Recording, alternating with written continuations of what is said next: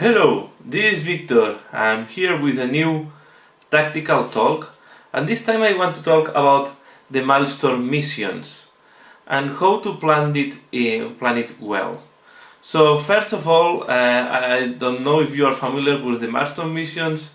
Is a system that is new in 7th edition, where you can take a random objective each turn, and the number of random objectives that you get changing from depending on the mission that you are playing. So the things I see when you're playing this type of missions, first of all, when you're doing your list, you have to take into account that you will need units to go to hold objectives. Normally these missions, in these missions you will have 1/3 of them will be to hold an objective that are numbered from 1 to 6. So in the battlefield you will have 6 objectives, and 1/2 of the missions is to hold one of these objectives. And then there are others that are like supremacy, that is to control more objective or all objectives than the other, or to discover objectives. So it's important to have mobility in order to go for these objectives. The other ones are going to be like killing an enemy unit, killing a vehicle, or killing a monster or creature, something like that. That will also give points, and it's going to be more or less the other half of the missions. So if we want to have some success, we have to plan in advance when we're doing our list that we will need to go and hold this objective on the battlefield. And this is changing quite a lot compared to the standard or the previous type of missions or the standard missions, where you only need to hold the objective at the end of the battle. Here you need mobility from the first moment of the battle to be able to start scoring points, because at the end of your turn you will score 1 point or 1d3 points depending on the objectives that you are holding and depending on the missions that you are accomplishing. The other point that is important is at the beginning of the battle, and this a lot of times is overlooked, you have to place half of the objective, and your opponent will place the other half of the objectives. So it's important that you place this in a way that will help you to score. You don't know in what side of the battlefield you're going to play yet, because you do this before deployment and before choosing the site that you're going to deploy. But you have to think what type of army you are playing and what type of army your enemy is playing. For example, if you're playing a lot of shooting mission, it's better that you try to put them on the edges, because then you can keep some distance from your enemy.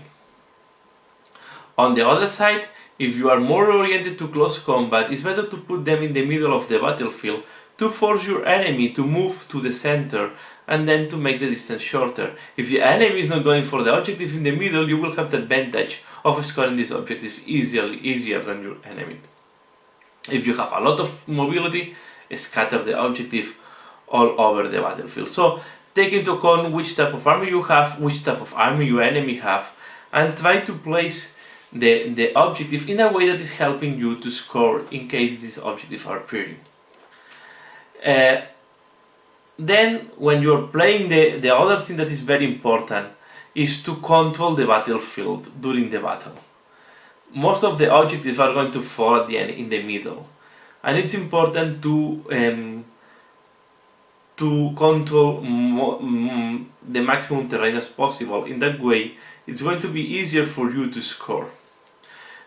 Let me put 2 examples. In one of my first battles, I was winning by far with my Imperial Guard, but I was playing like the line gun mission. So I have most of my units just in one corner of the battlefield, because it was like a diagonal deployment. So when I did this type of deployment, I tried to put a lot of distance between myself and the opponent, giving all the battlefield to my opponent. In that way, for me, at the beginning, was very difficult to score points, because I was only holding 2 objectives, leaving 2 objectives to my opponent and 2 objectives of terrain of nobody. That was easier for my opponent to hold, because he was moving ahead to me instead of myself moving.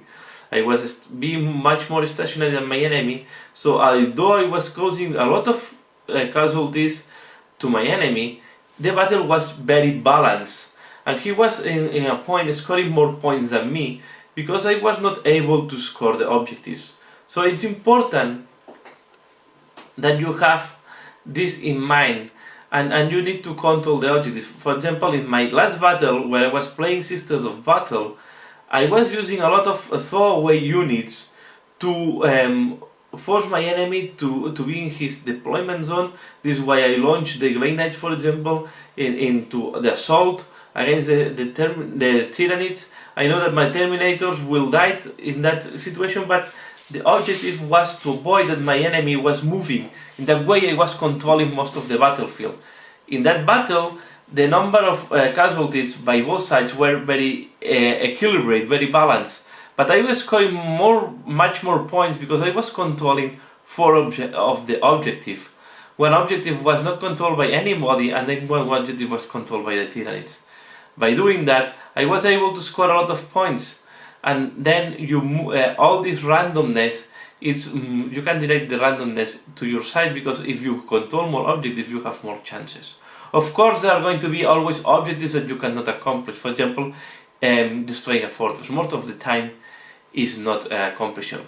This will go into another discussion. If you want to remove some objective at the beginning of the battle, sometimes you can decide with your opponent, with the other player, okay, let's remove the fortress, let's remove some of them. On the other side, you can also build your list to maximize some of these very easy points, like issuing a challenge or manifesting a psychic power.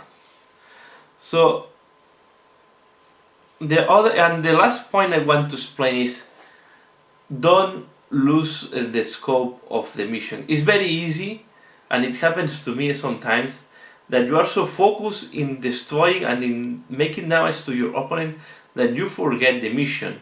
You forget that you need to move one unit there to score points. Sometimes it's better to lose some firepower and score the point, because this point can make the difference.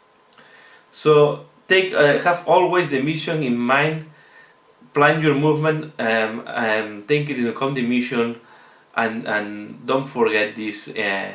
Also, don't forget the missions that your opponent have to score. For example, if your opponent needs to kill you in close combat, try to avoid. Make no sense that you sacrifice a unit at that moment.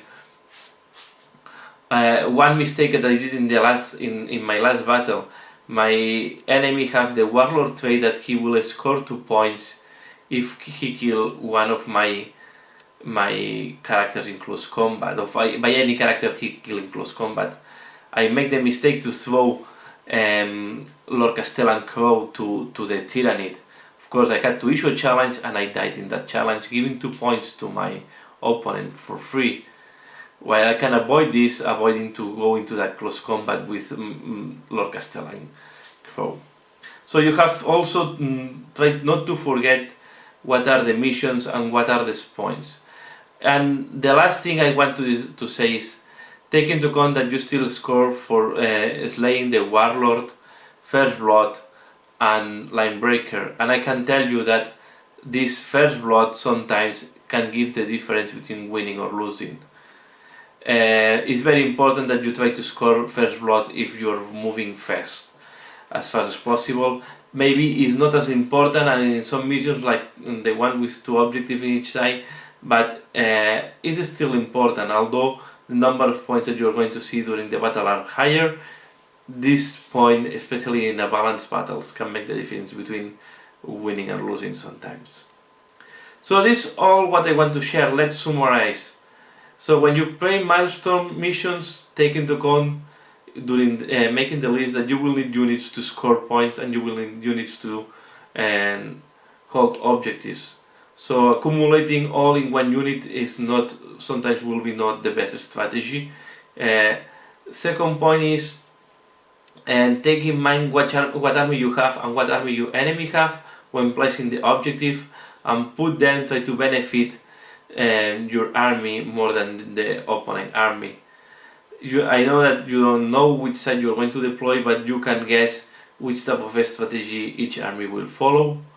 Then try to control the battlefield, especially the middle of the battlefield. Try to control as much area as possible. Don't be just in one side shooting, because you will not be able to score a lot of the points. And the last is, don't lose track of the objectives that you need to score and the objectives that your opponent have to score. So that's all. I hope this type of tips and reflections are useful for you. I hope I help you in your strategies. And that's all for this video. So thanks a lot for watching, and see you again later. Bye!